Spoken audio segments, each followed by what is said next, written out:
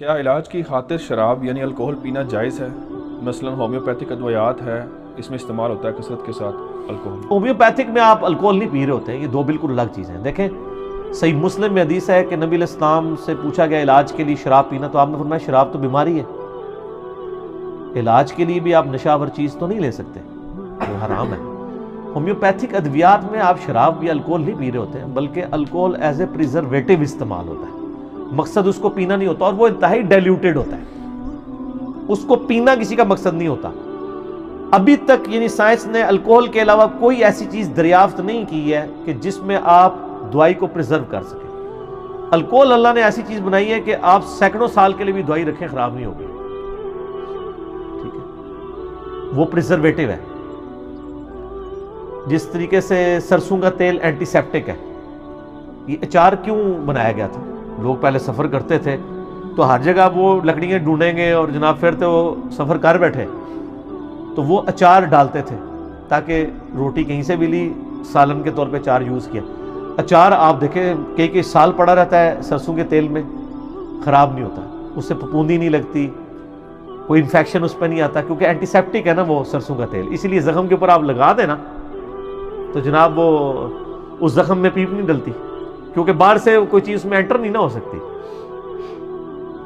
تو الکوہل کا بھی یہی مسئلہ ہے۔ الکوہل جو ہے نا یہ یعنی جو ہومیوپیتھک ادویات ہیں نا، یہ ان میں الکوہل یوز ہوتا ہے۔ اس میں جو ایک وہ جو گولیوں والا مسئلہ ہے نا، اس میں تو سمپل ہے کہ گولی کے اوپر وہ ڈراپ ڈالتے ہیں، گولی گیلی ہوتی ہے، تھوڑی دیر بعد گولی خشک ہو جاتی ہے کیونکہ وہ ایویپوریٹ کر جاتی ہے الکوہل، اور وہ دوائی جو ہے نا وہ اس گولی کے اوپر ڈپازٹ ہو جاتی ہے، پھر تو آپ اس کو استعمال کر لیں اگر آپ کو وہ والا معاملہ ہے۔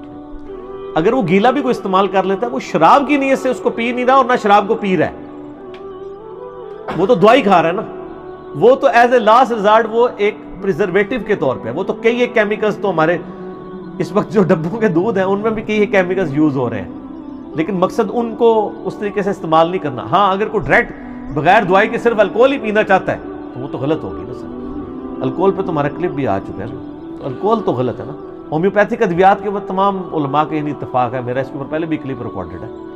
اب اسی میں وہی چیز بھی آ گئی، آپ کا پرفیوم کا استعمال، اس میں تو آپ کھا پی رہے ہی نہیں ہے نا۔ الکوہل کھانا یا پینا جو ہے حرام ہے، الکوہل خود ناپاک نہیں ہے۔ الکوہل سے تو بعض کا یہ یعنی زخموں کی صفائی کے لیے اسپرٹ یا الکوہل یوز ہو جاتی ہے نا، تو وہ جسم پہ لگ جائے تو جسم ناپاک نہیں ہوگا۔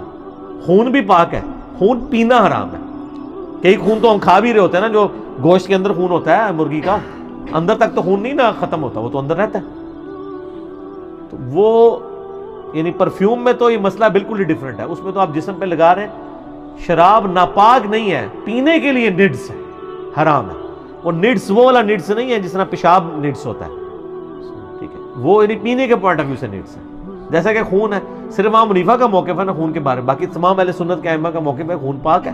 اور اس میں میں نے وہ جو ابو داؤد سے حدیث پیش کی ہوئی ہے کہ ایک صحابی کو جناب وہ پیرے پہ نبی علیہ السلام نے مقرر کیا تھا، ان کو تیر لگتے رہے اور وہ اسی طریقے سے تلاوت کرتے رہے، اور بعد میں یعنی ساتھی نے کہا آپ نے ہمیں جگا لینا تھا، ان کا نہیں، میں نے ایک صورت شروع کی تھی، میں نے کہا میں مکمل کروں، اور اس دوران زخم بھی خون بھی رستا رہا، تو نبی علیہ السلام تک بات پہنچی، آپ نے نہیں فرمایا کہ تیرا وضو ٹوٹ گیا تھا۔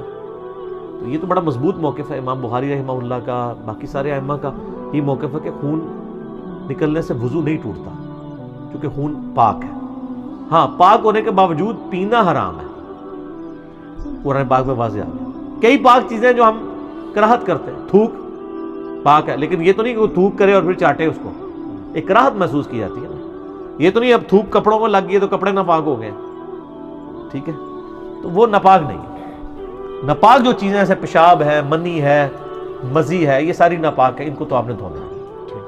اچھا علی بھائی، اس میں ضمن دو چیزیں ہیں جی ایک تو یہ ہے کہ آپ نے جو شراب والا کلپ جو اس کلیریفیکیشن آپ نے دی تھی، اس میں ایک چیز کلیئر کر دیں کہ اس میں آپ نے ایک حدیث ذکر کی تھی جس میں 10 بندوں پر جی لعنت ہے، اس میں تھا ایک بیچنے والا بھی۔ تو اب الکوہل جو بیچ رہے ہیں، یعنی کہ الکوہل اس صورت میں بیچ رہے ہیں چاہے وہ ادویات کی شکل نہیں، پھر دونوں ڈیفرنٹ ہوں گی نا سر، اس پہ وہ چیز نہیں ظاہر نہیں لگے گی نا۔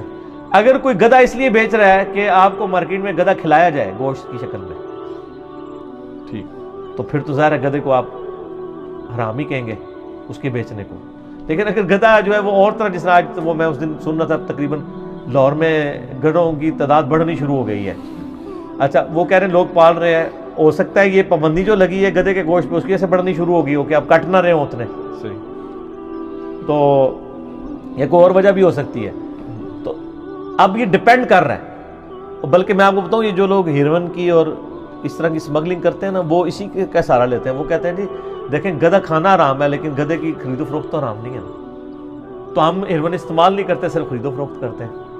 وہ تو جو کھا رہا ہے وہ گنہگار ہے. وہ معاملہ ڈفرینٹ ہے، وہ نشہ آور چیزوں کے لیے معاملہ ہے. تو یہاں کے لیے آپ وہ جو اگر الکوہلک صرف الکوہل بیچ رہا ہے وہ تو حرام ہے.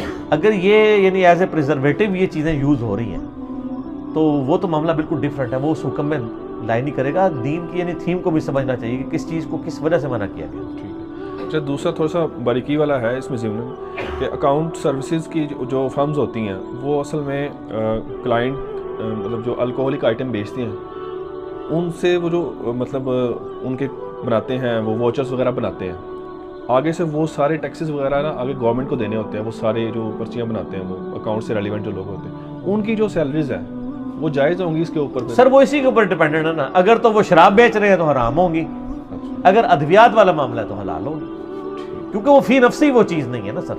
لیکن یہ ڈائریکٹ انوالو نہیں ہے اس میں، یہ ایز اے تھرڈ پارٹی آپ کہہ لیں. وہ تھرڈ پارٹی کا ڈائریکٹ بھی ہو تب بھی نہیں ہے تو تھرڈ پارٹی تو ویسے ہی لادا ہو.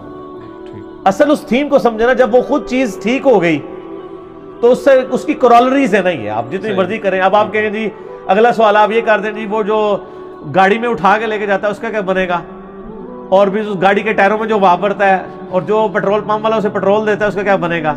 ٹھیک ہے اس کی تو اینڈ ہی نہیں نہ ہوگا.